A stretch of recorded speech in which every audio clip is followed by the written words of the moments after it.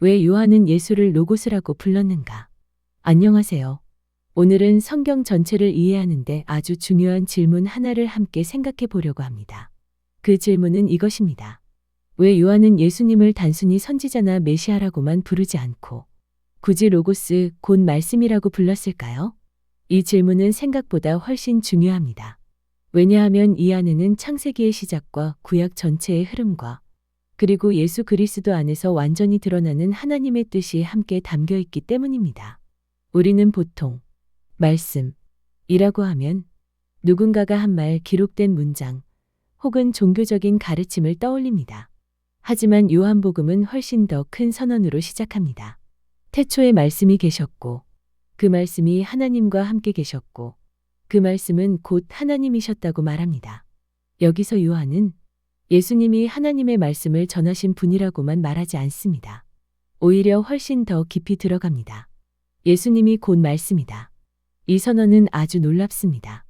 왜냐하면 말씀을 단순한 전달 수단이 아니라 하나님의 존재와 뜻이 드러나는 방식으로 보고 있기 때문입니다. 여기서 로고스는 단순히 말해진 것이 아닙니다. 하나님의 뜻, 의미, 질서, 생명 그리고 자기 드러냄이 하나로 모여있는 살아있는 말씀입니다. 헬라어 로고스는 그저 단어 하나를 가리키는 말이 아닙니다. 이 말 안에는 뜻, 의미, 질서, 이성, 설명, 드러남 같은 여러 층위가 함께 들어 있습니다.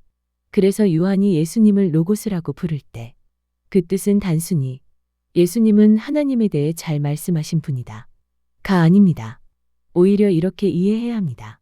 예수님은 하나님이 누구신지, 무엇을 뜻하시는지, 어떤 질서를 세우시는지, 어떻게 우리에게 다가오시는지를 가장 완전하게 드러내시는 분입니다.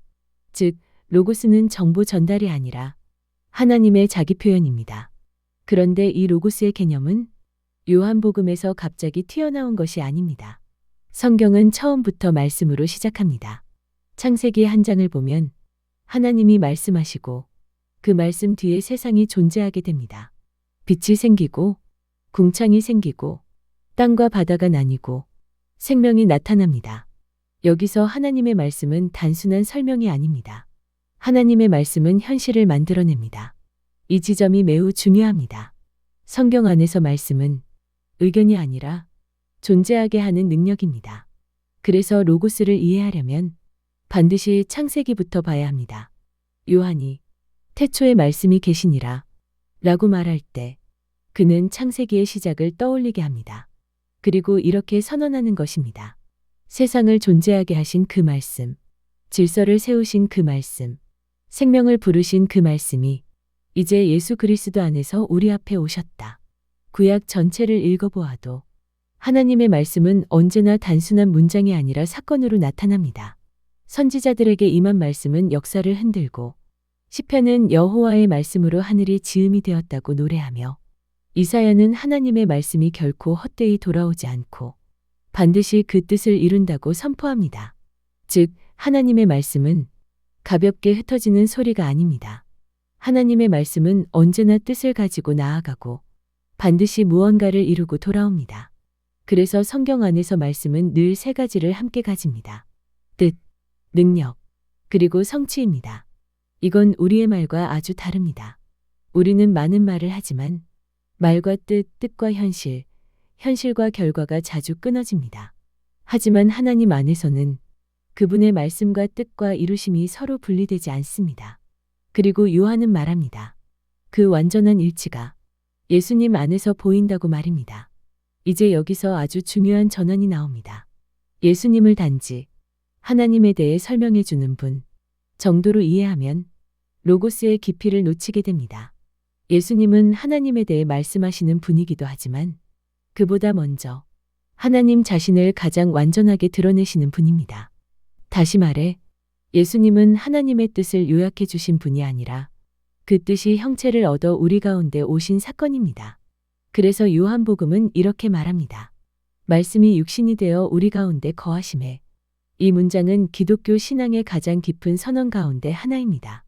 이건 단지 하나님이 인간의 몸을 입으셨다 는 말이 아닙니다.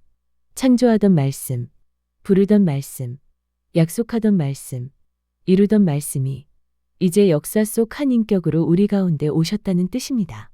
그래서 예수님 안에서는 하나님의 뜻이 더 이상 멀리 있는 교훈으로만 남지 않습니다. 그 뜻이 눈으로 보고 귀로 듣고 만날 수 있는 형태로 다가옵니다. 이제 여기서 지난 강의와도 연결되는 결론에 도달합니다. 성경은 여러 책처럼 보입니다.